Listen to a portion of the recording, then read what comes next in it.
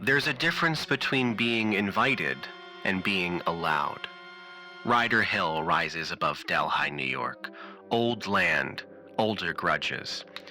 Deacon Miller climbs it, chasing a sighting, following the last thin thread connecting missing hunters, empty bodies, and a story that refuses to stay academic. At the top, he finds a house, a stern man, a watchful family, polite faces that ask questions with their silence. Deacon is about to knock on another door, about to ask for help. But some hills aren't meant to be climbed twice, and some spirits do not forgive being remembered. The professor warned him of hunger, of vengeance, of a thing that does not hunt to survive, but to settle accounts. The question now is not whether the story is true, but whether his grit and his experience is enough to survive it. You're listening to the ShadowGate Bureau. The truth is waiting on Ryder Hill.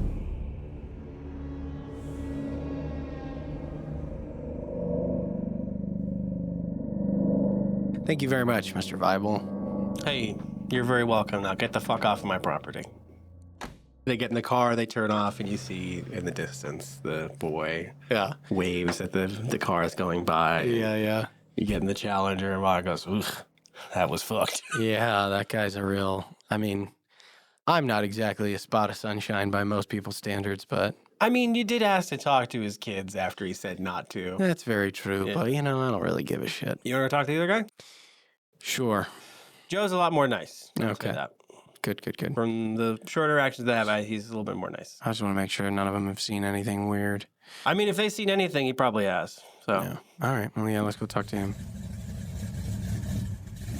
go down to the house, and you see that the boy has run back. This side, you see the name on the side of the mailbox. Skovira.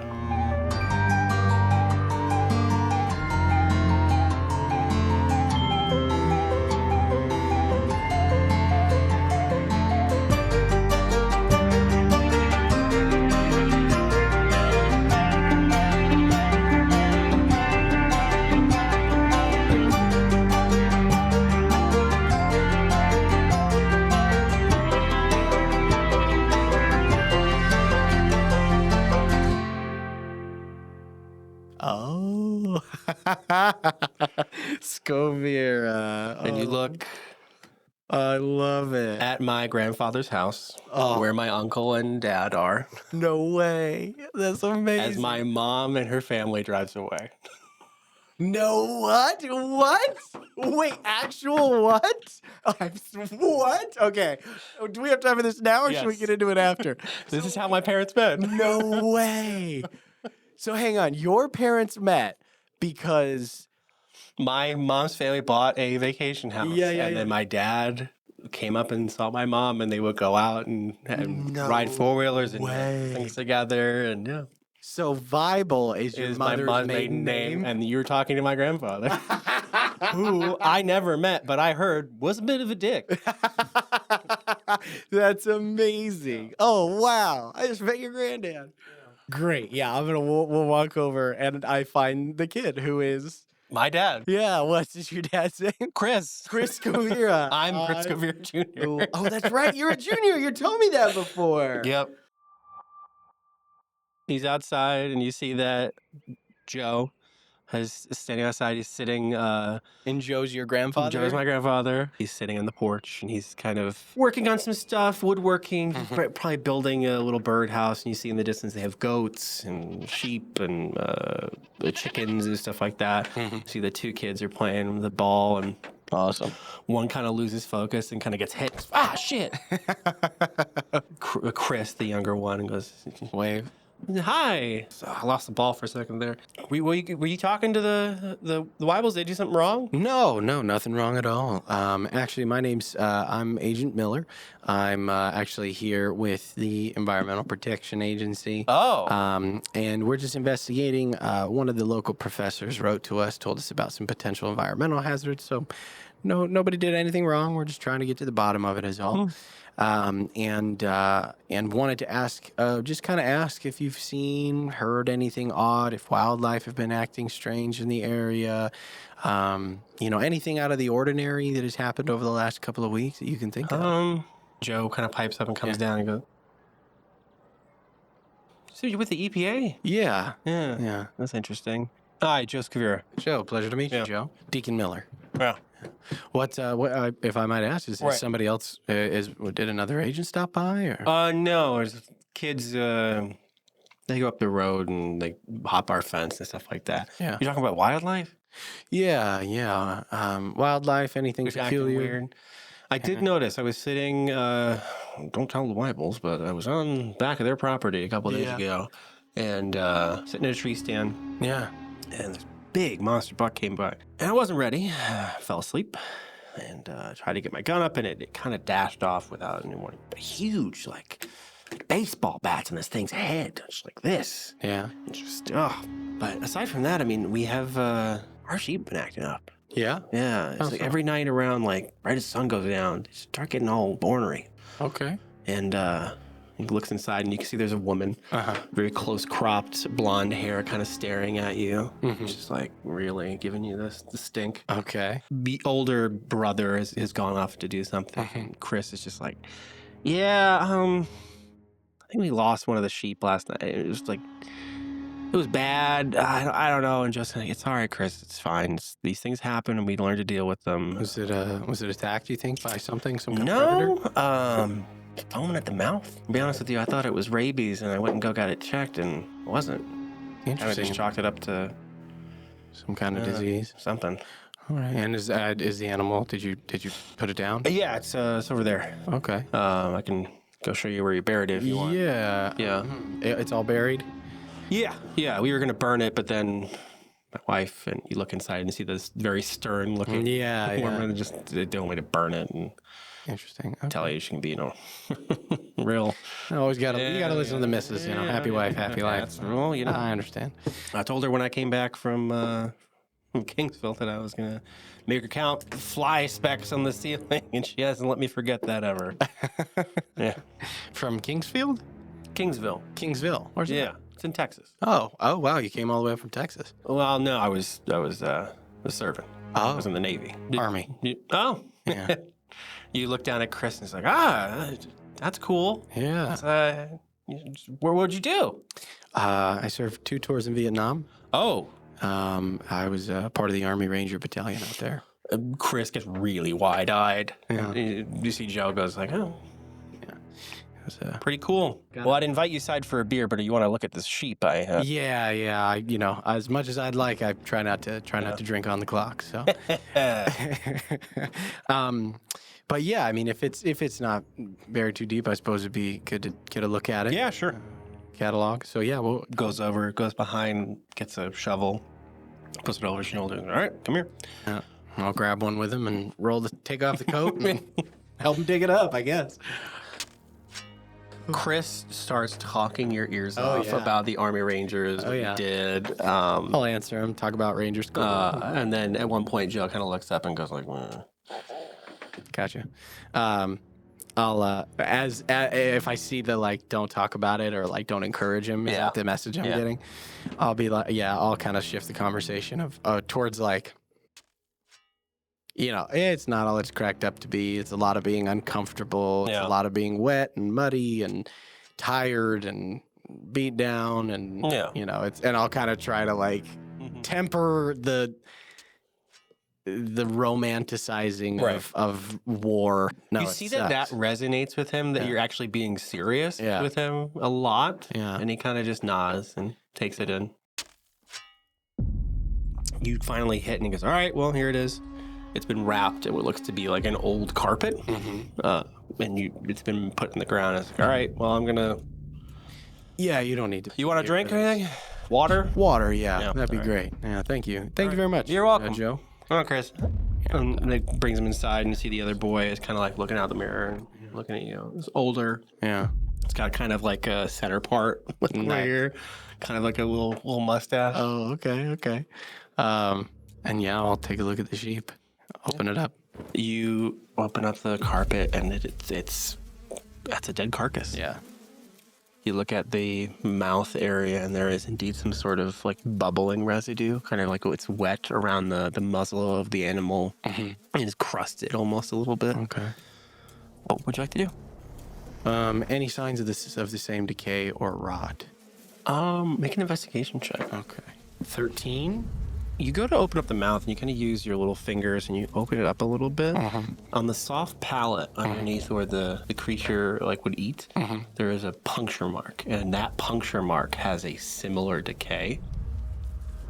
And you look and you kind of open it up some more, and as you open it and start to expose it, the sheep starts to kind of rapidly decompose. As from that mark, as soon as you've exposed it to the now, like, because it's like 11 a.m., to the sun, it kind of just starts to decompose and go away and shift. Oh, man. So I'm like watching it decompose in real time? But like rapidly. Fuck. So like from the bottom of the mouth down, it starts to go all the way down, and it's like in the span of 15 seconds, it is completely decomposed. Jesus. I'll look over my shoulder. Are they around? You see that they are, they've gone back to the house and are likely preparing a water. Okay, I'm real quick, if I can. I'm going to look. You said there was a puncture wound. Can I get in there with like my thieves' tools, some tweezers, and see if I can find it? Is there like a shard or anything? You pull out, and it looks to be bone. Bone embedded into this creature's soft palate. Fucking weird. Yeah, I'll pocket it and then very quickly wrap it back up and put it back. Cool. I don't want them to see that. Cool. You hear the door open? I will before I put it away, I'll go once more, turn on my otherworld vision. Turn it on. The smell hits you. Right. The same smell. Weird. The sheep looks like it has been here for weeks. Yeah. Yeah. And I know this thing just died last night. As it decomposed right in front of you. As you turn the otherworld vision, you turn around. Joe coming out with a tray, a napkin, and a big old jug of lemonade. Nice. And like two small little glasses. Nice. And he's kind of balancing it as he goes over. Ah, you want lemonade? Sounds amazing. Yeah. Shame what happened to our sheep here. Yeah. He looks at it, does not react. Oh. Interesting. Poor thing. Oh, because the three of us in the morgue were all otherworld people. Gotcha. Because even though even the Loxodon, she didn't know, but she's still from the That's why she was freaked out. Got it. Okay. Yeah, and then I'll look at him and look at the sheep. Yeah. It's always, especially so without any reason, apparently. Wrap it back up. Thank you for showing me. Of course. Yeah, it looks like some kind of, I'm not sure. I collected a sample, and I'll pull out the little bag. I'll kind of pull out the corner of the bag. I don't want to show him the bone fragment. Yeah. Just I collected a sample. Might take a couple of weeks, but I'll let you know. Of course, we'll be sure to contact you if we find out there's anything. But thank you. Hey, thank you. And then I'll put it back and bury it and drink some lemonade and. All right, and you said the only other thing that's really the only other thing out of place, huh? I can show you where the stand is. Okay, yeah, I'd love to see that. Yeah. All right. You're with Marla though, right? Yeah. You see that Marla. You see the big front window. Yeah, you see that she's talking to the very stern-looking woman. Yeah. The stern woman is talking with her hands, gesticulating, pointing at you, and obviously, we're a federal agency, so we'll always try to make sure to cooperate with local law enforcement whenever possible. So it makes it easier. Right. But, so I'll let Marla know. So that's not me going on another person's land. That's the sheriff. I'll let you know where that is. Yeah. And then we'll figure it out. Cool. Yeah. Thank you very much, Hey, Joe. you're welcome. Really appreciate it, Mr. Skovira. Hey, you're welcome. All right. And then, I'll go inside, I guess, and get Marla. You try to go inside. Oh, you boy. walk up to the front door, and the door is opened, and a very short woman. If I wanted a person in my house that I didn't invite, I'd ask my husband to bring more people home. My apologies. Is this Mrs. Skovira, I presume? Hi. Hello. Yvonne.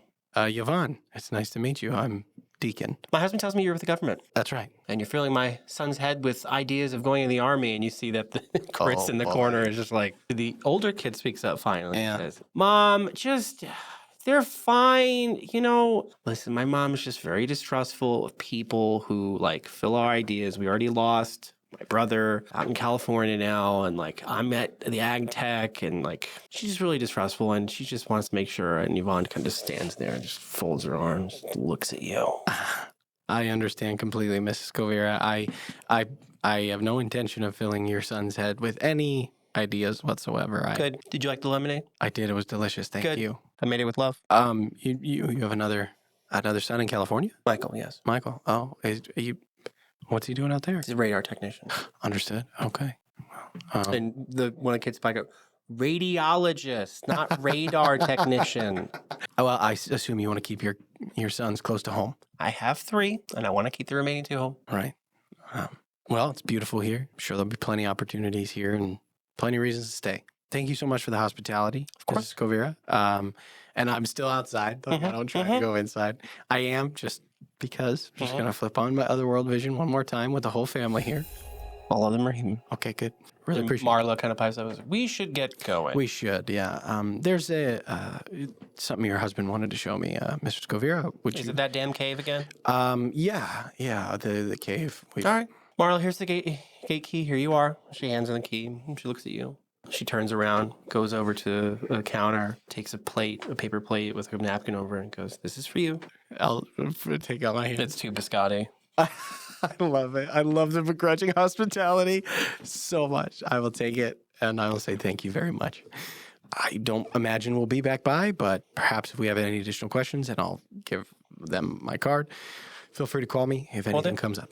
And I'll look at young Chris and just give him a little wink. And He winks back. yeah, I'll head out. Amazing. Yeah. No, she was like that, though. Oh, what a sweetie. Yeah. Anywho. Take your time. Yeah.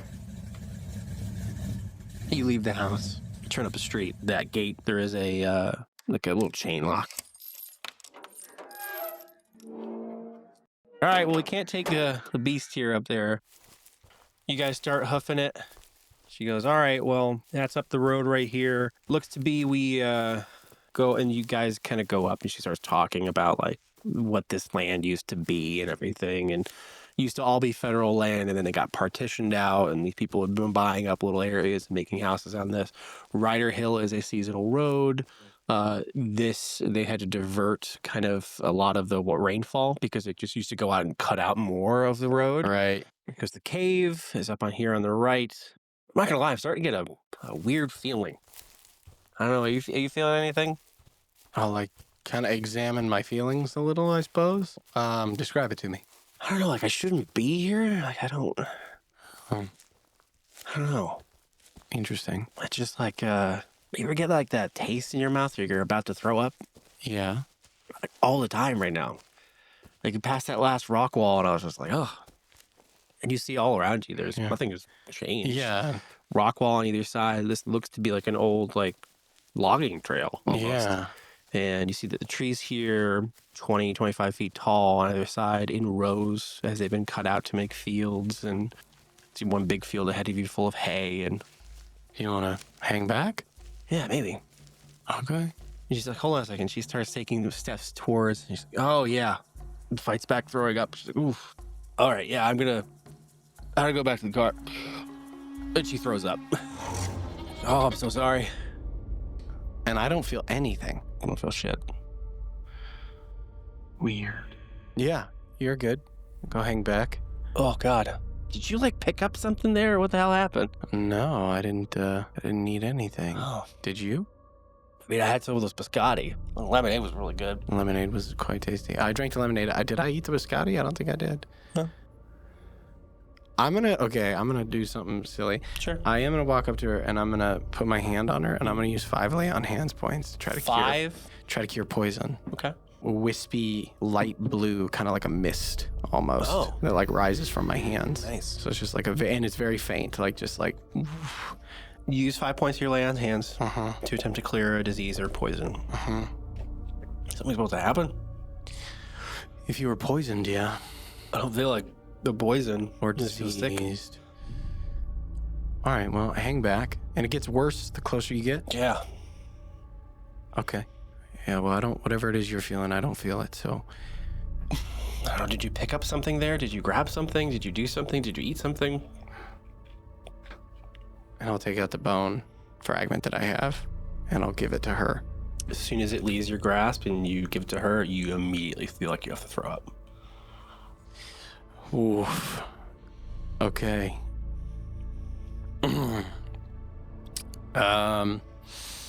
Ooh, all right. I'll tell you what, I'll take that back. I feel, yeah, I'll go wait by the car. You take whatever the fuck this is, Yeah. and we'll figure this out. This is your bag anyway. Yeah, and I'll lift it up. I'm going to do a divine sense real quick, just on it. Cool. This is a fiendish and undead aura to it. You smell it, and it smells like the same rotting decay that you smelled in the body.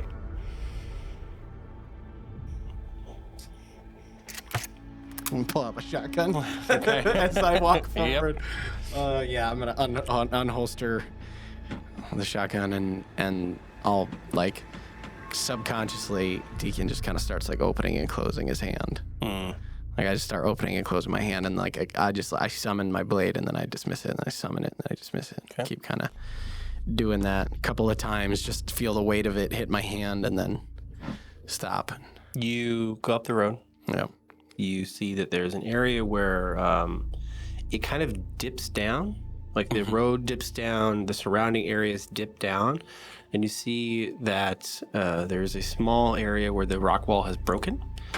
It opens up, and there is indeed a small cave opening.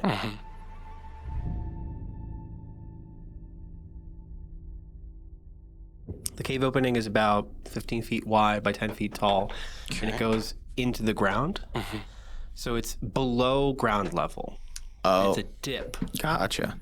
And with a 20 passive perception, you hear a cry isn't the right word. More of a sound of someone in pain. Yeah, I mean, I'm gonna like creep forward, but start moving very carefully, and I'm gonna try to stealth into the cave. Go ahead and roll stealth. That is very good. That is very, very, very good. 32. Jesus Christ. I'll let you know right now. 19 plus 13. Nothing I have on my sheet right here can beat a 32. Okay. Not even a natural 20. Okay. Well, 19 plus Jesus. plus 13. Level that, 10, that everybody. expertise, yo. As you go into this cave, you, like you've been trained to do, like you've done on so many city streets, back alleys, forests, jungles, you slip into the shadows and you move along and you go into this cave, and it's dark, but you have the residual bit of the sunlight as it approaching noon. You start to feel like the light behind you has a point, and you don't know if this goes back far enough, but you start to descend down. And you descend down, down, down.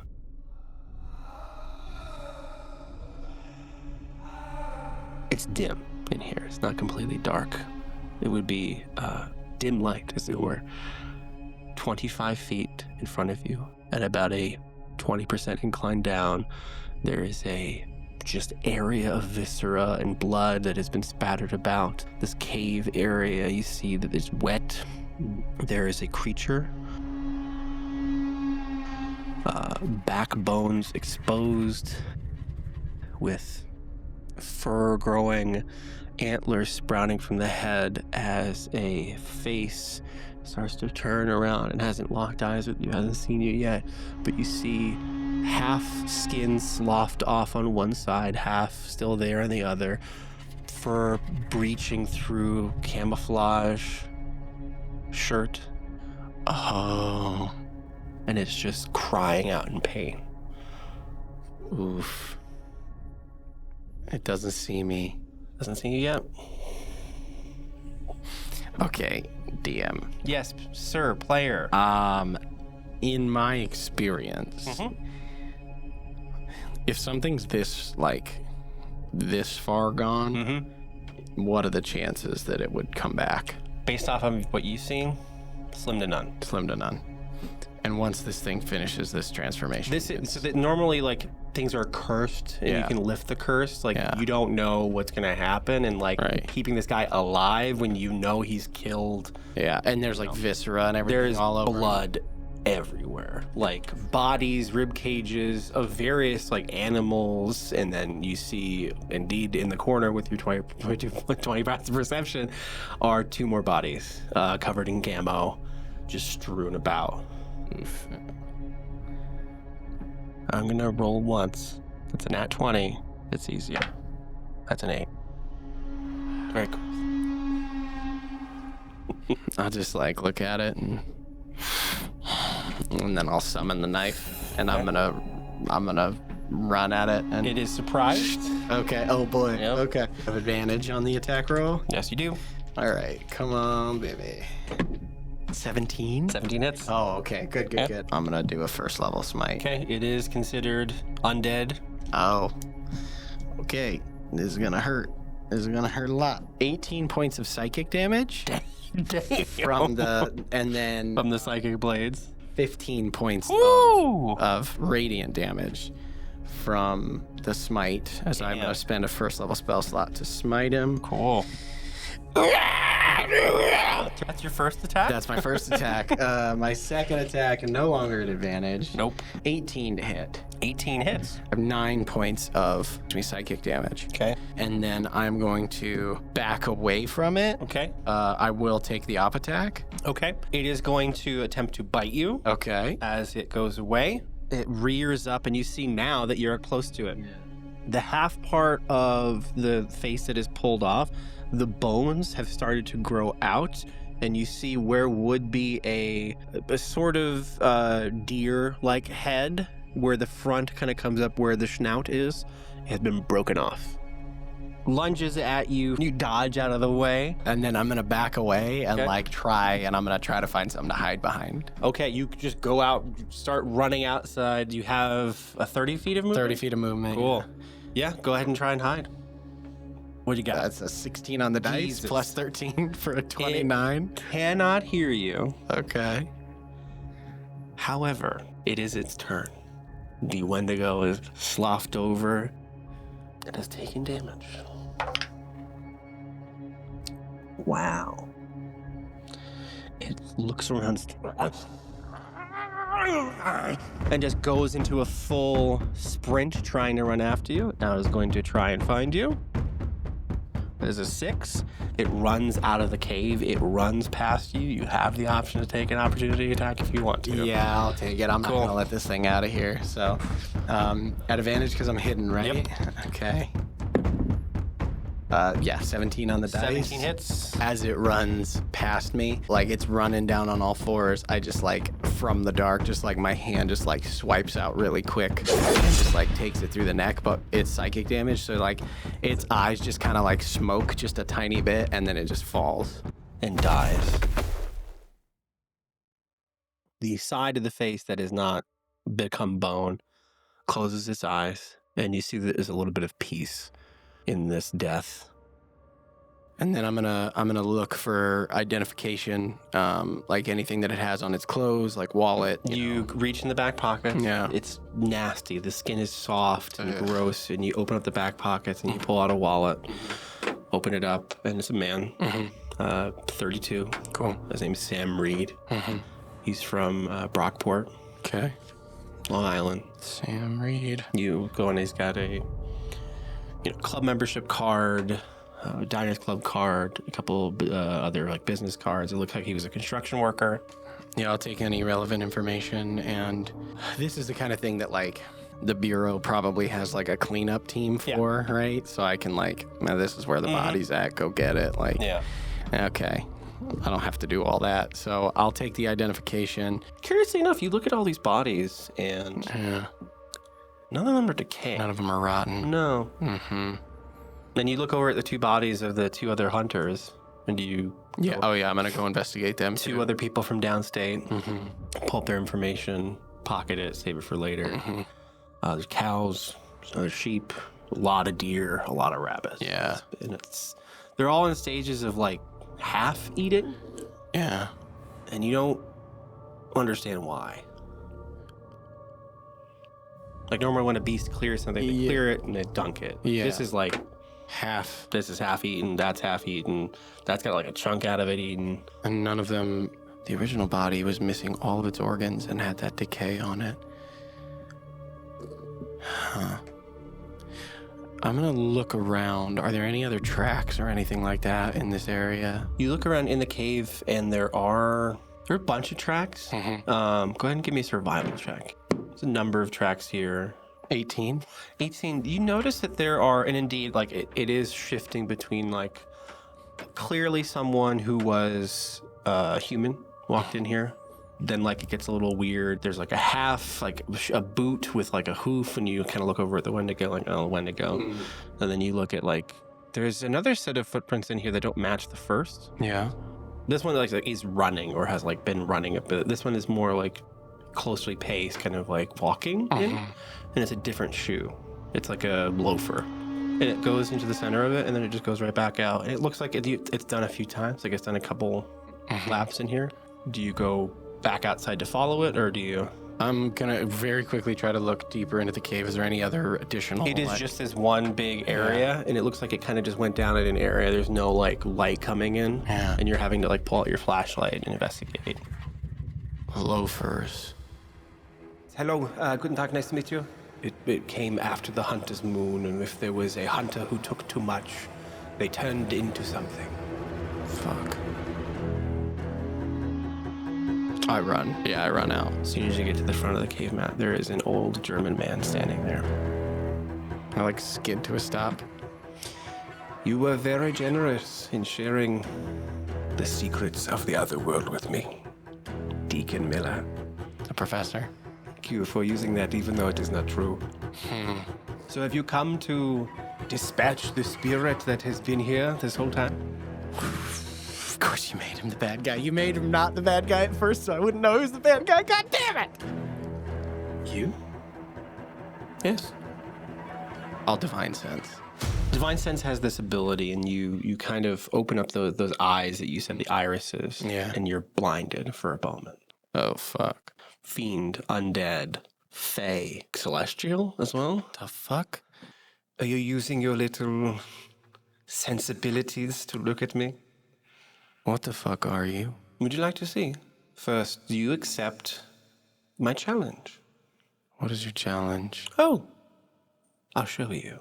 Your eyes flash white for a second, and in the area that where you were, this kind of grove before a cave, you now see that standing before you, impossibly large in scale, but somehow in your mind still standing there at about 10 feet. But you kind of like have that kind of shift where if you look away for a second, he is hundreds of feet tall. This area is just glowing slightly, so the light, like the ambient light, has lifted up. Standing in front of you, hanging up upside down by their legs, hung by two trees, nailed at their ankles, are two more hunters. This beast, resembling a giant stag with four legs, an impossible amount of antlers going out, speaking with not a mouth, in divine white light, looks to you and says, "You must choose to defeat me or to save these mortals who have been poaching on my land." Who are the two people? They're passed out. They have been nailed to a tree upside down. They are fully unconscious. Through, like they've been nailed? Like through their ankles. Why do I have to choose? Because I grow bored. I have been here for hundreds of years. My little forest outside of my little town. They came, I was a young spirit. People would worship me, they would sacrifice, and they would bring myself and my partner good, sweet berries, people, if they were old enough to live. And then the people came with the banners. Later I would learn they were called Romans. And they burned my forest, and so I had to flee. And my partner was killed, and I chose this one. The tribes here before the white men came were diligent in their sacrifices, and they kept me fed. So when I needed to sleep, I slept, and when I needed to walk the earth to learn more about them, to see what their customs changed, I did. Last time I needed to feed, they were difficult. The 1800s were not as easy to hide to people who randomly went missing. But now, there is so much in this world I dislike. Such as? Well, these people come and they bring automobiles and stinks up everything. They pour oil into the ground and take my water and take my animals. This man alone took $10 this past year. Well, I'm hungry. And so I have to defeat you or save them? Defeat me is such a barbarous term. You, Deacon Miller, you were very nice to me. So eager to show me what the world had to offer, and you had kind eyes. And you failed in your last mission. I understood. Yeah. But the decomposition of these people and these bodies feeds me.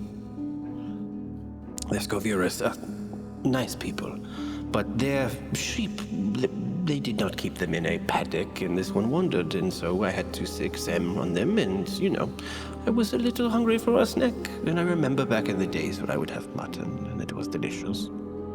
But souls is what I really eat. The souls of these two men will be taken into my essence, and they will satiate me for the next 100 years, and then I will eat again. So... Yes. The legend of the kobold I told you about wasn't necessarily a lie. I was a spirit in Germany, yes. And then you've turned into what? Oh, what I am now. And that is? A spirit. Accumulating souls over hundreds of years. And what will you do with all these souls? Live. I wasn't wrong. I did provide rich environments for these people. I can go home anytime I wish, but I like it here. And if you go home, you'll eat there? Yes. Flesh I could understand. A few people every couple hundred years. But souls, I think that's a bridge too far for me. Choose. I already let my best friend die. And I don't know these two from fucking Adam. What do you think I'll do?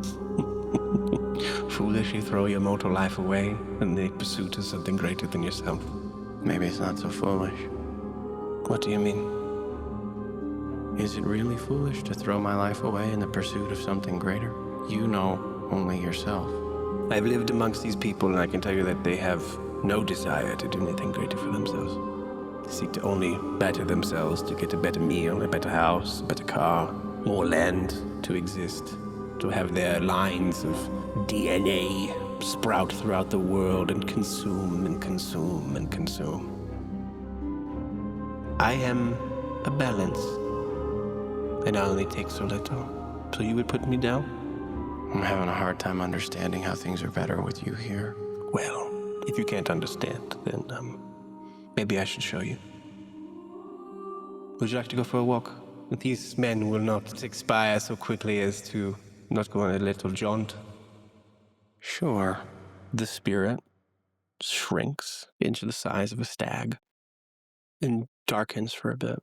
It's not blinding or glowing so much that you cannot see. And it walks over to a larger tree kind of on the outside of this area and beckons you to come with it.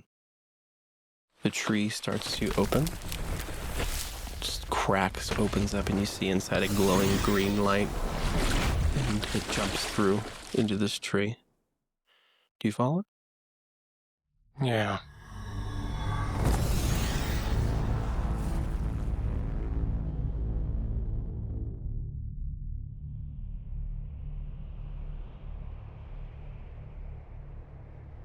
It's immediately cold.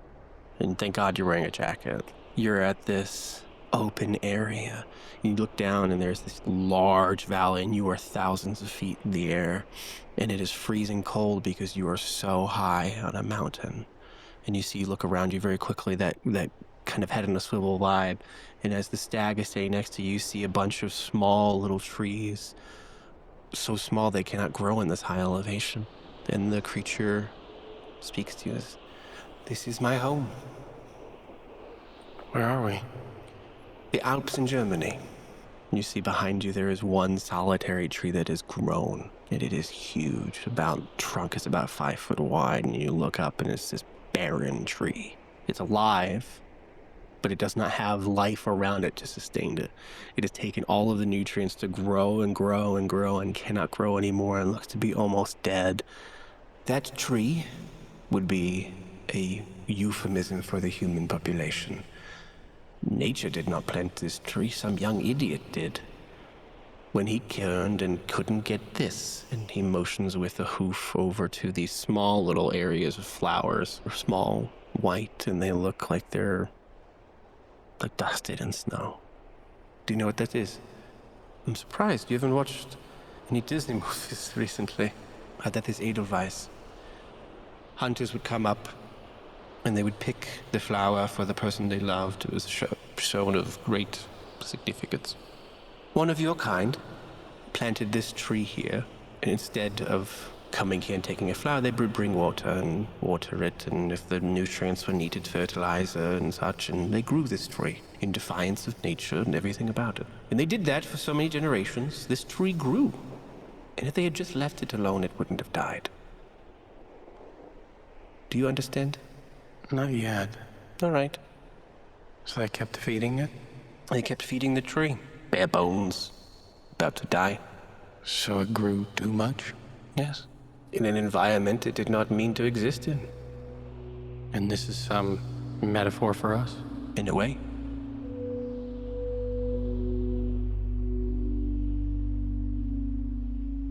So, Professor, you're supposed to be the balance? The thing that keeps us from planting the tree? What keeps you from going where you don't belong, from growing too big for your britches.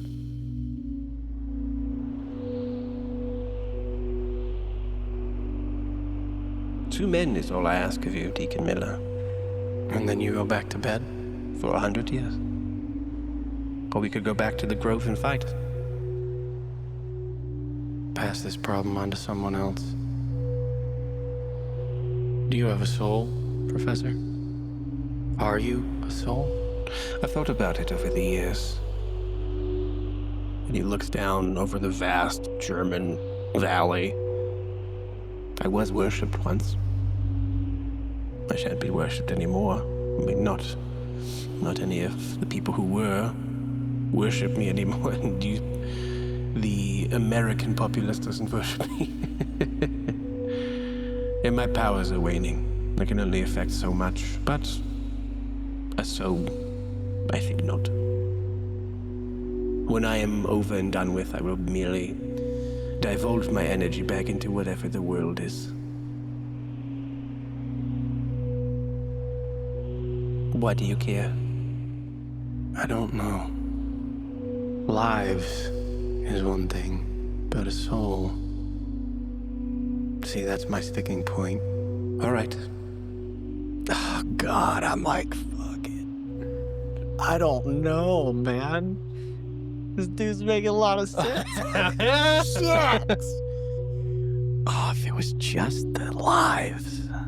And then he leads you back into the grove.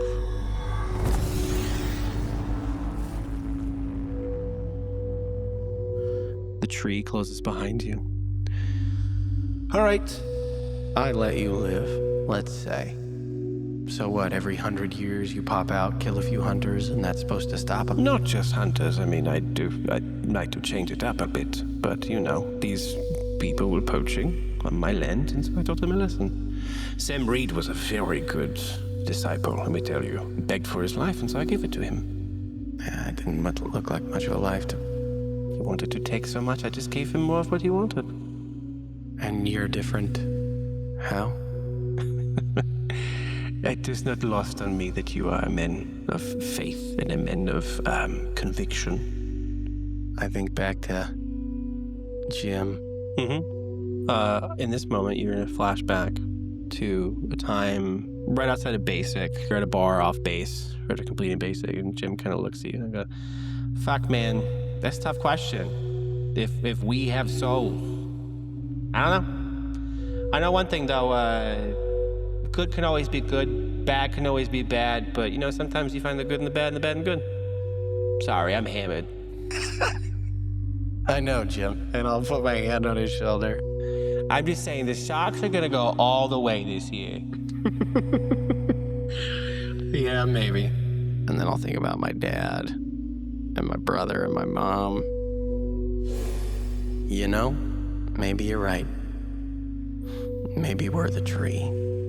And maybe we'll eat and eat and eat until we can't eat anymore and we'll kill ourselves in the end. But that's not for me to decide. And it's not for you to decide.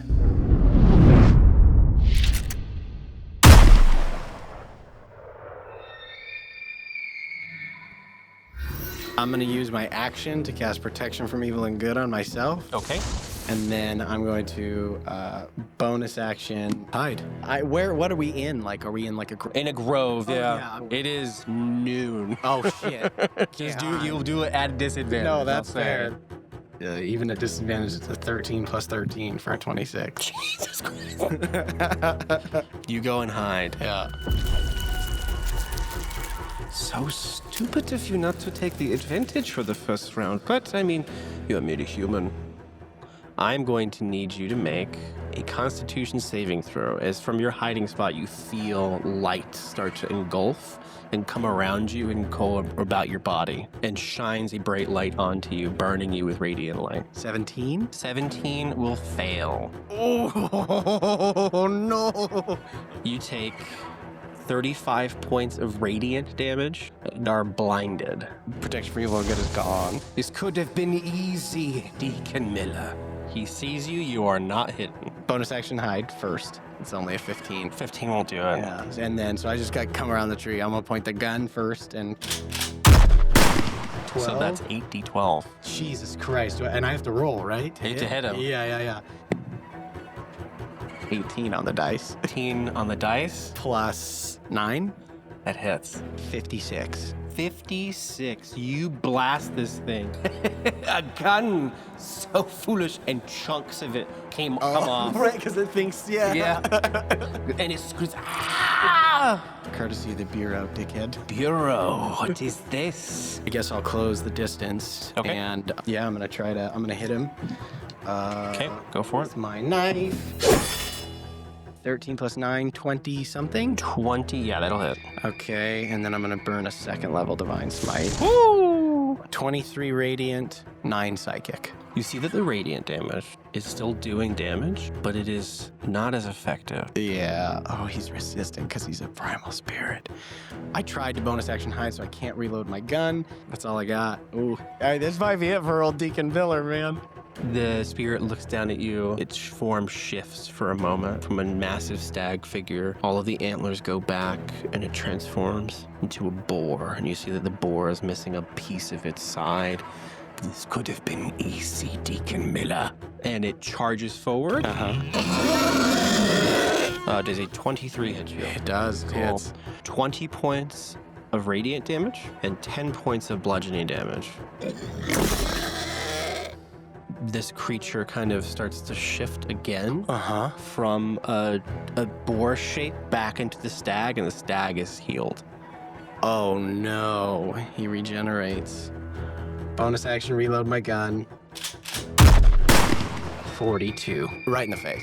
You take out a chunk and you blast both barrels yet again, and it falls to the ground on one knee. That has bloodied it.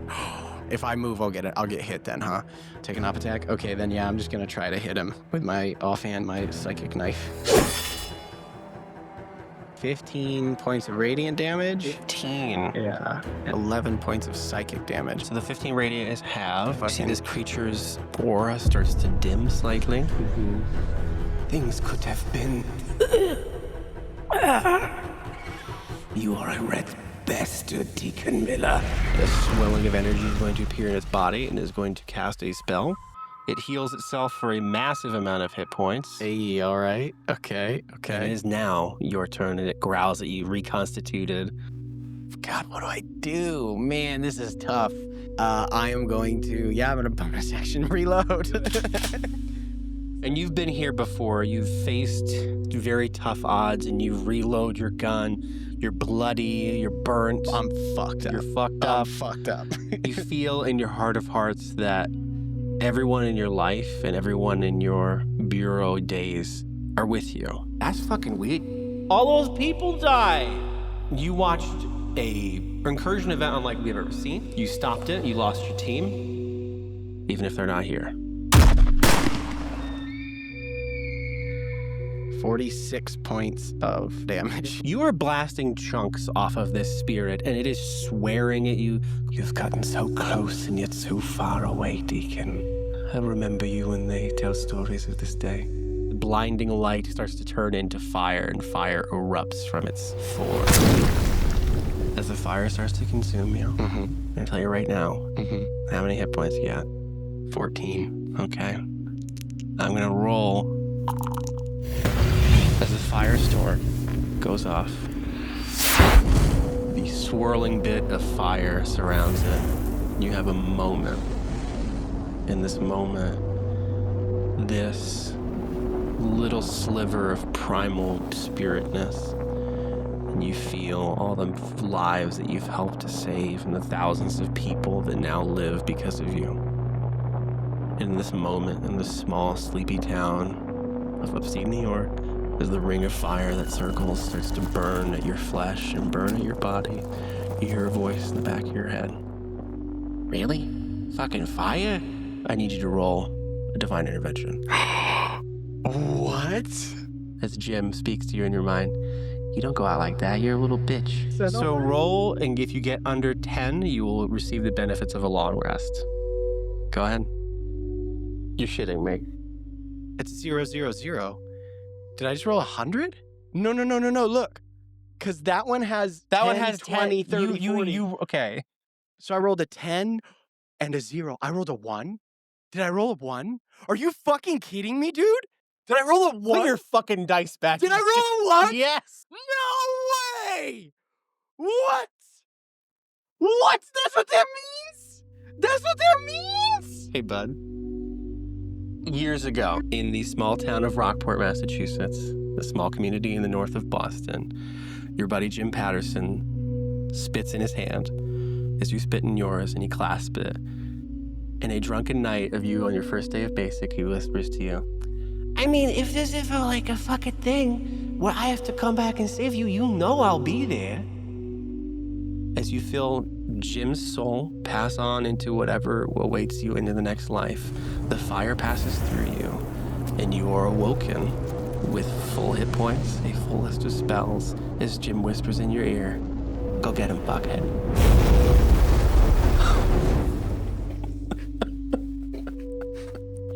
I have a buddy. His name's Cody. And he was in the army. And he died 3 years ago. I'm sorry, buddy. Oh, man. Oh, buddy.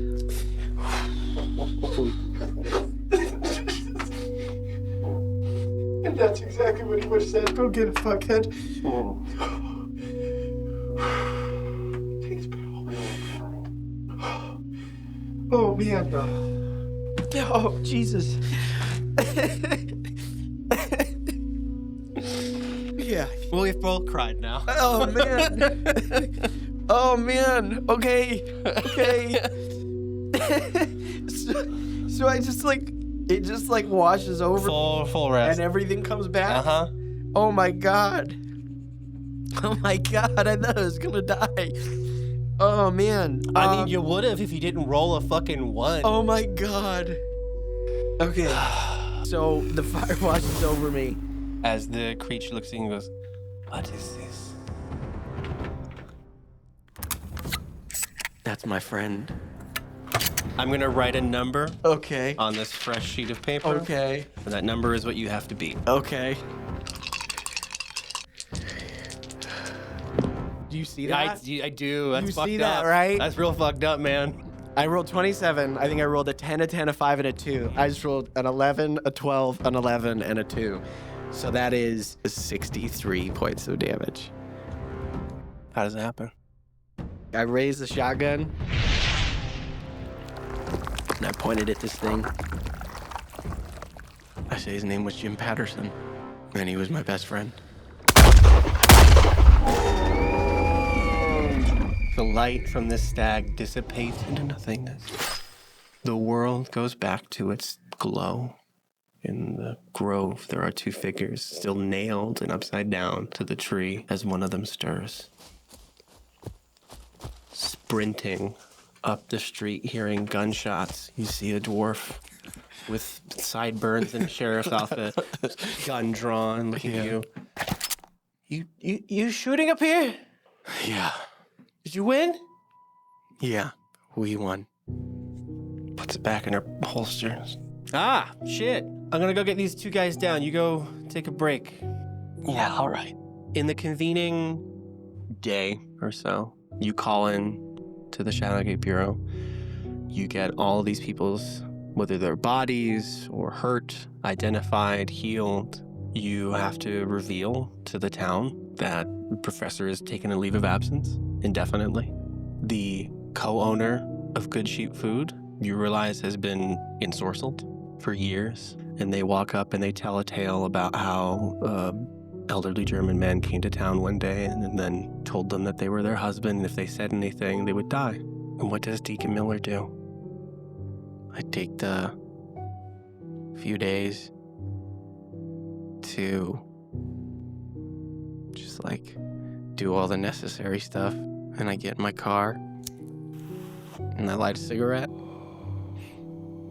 and I look in the passenger seat where Jim always was.